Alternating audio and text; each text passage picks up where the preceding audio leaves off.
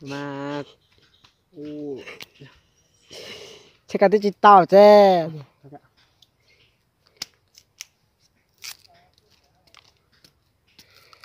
nó trong nữa của mùa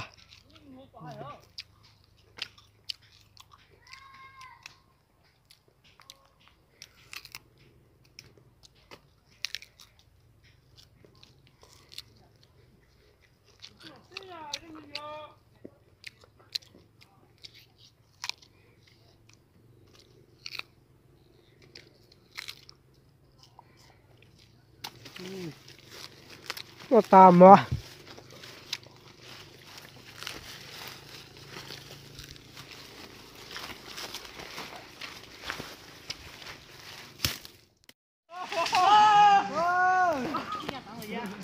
cào lư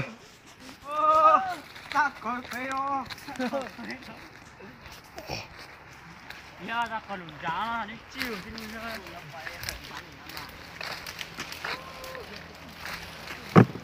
quỳ lọp bài quá chỉ cho cào phê mà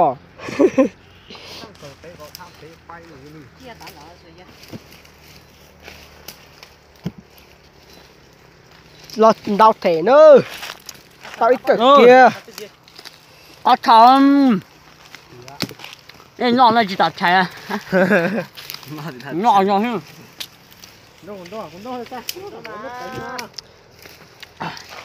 anh chỉ sáng nào thì cho bé tôi chỉ đến nào mà muốn đọc cha cái gì cha chỉ cảm chữ đó chỉ là giờ nên chơi giờ nó chính chữ mà hay là cá luôn nó hết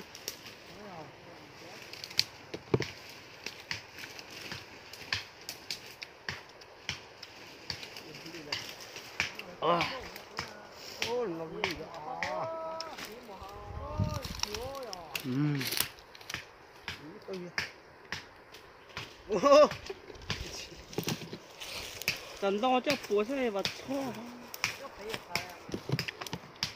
哦，别过，有老呀。 khó nó chát thế nữa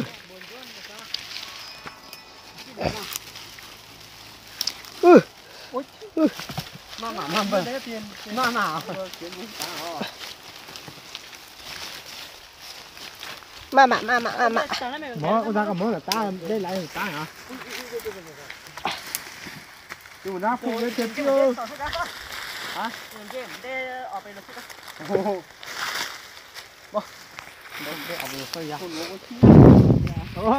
Con nhang còn chơi một tỏ lùi nữa.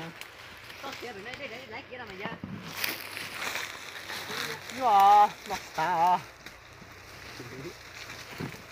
Nó chết chết từ khơi về ra tỏ nha.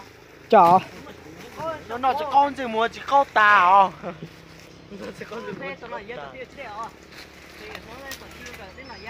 Đó luôn. Có đọc hỏng đó.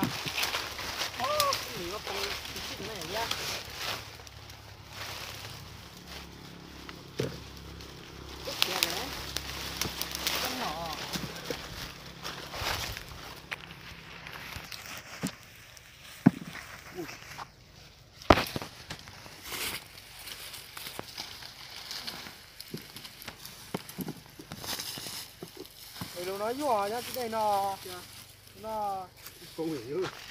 Bây giờ cái dưới vậy cả.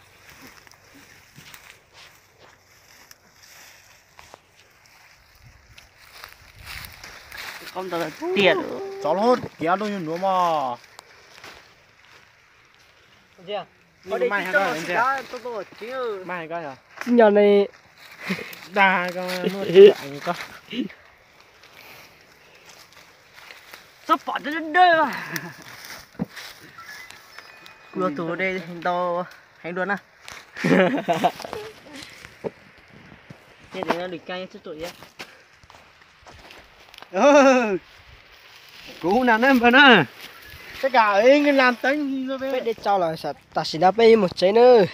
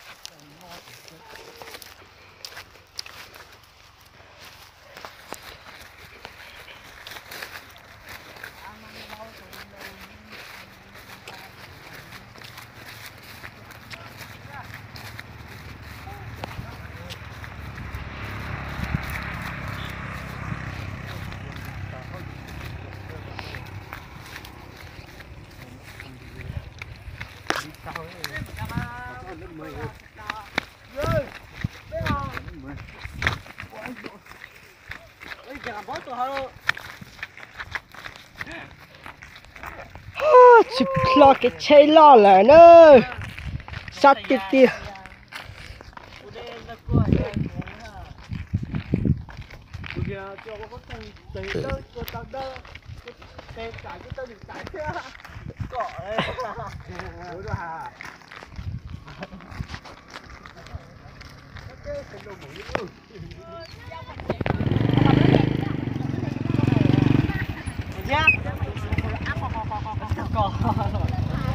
bố một tạt mà bố làm sao cho mù đó bên một giây nữa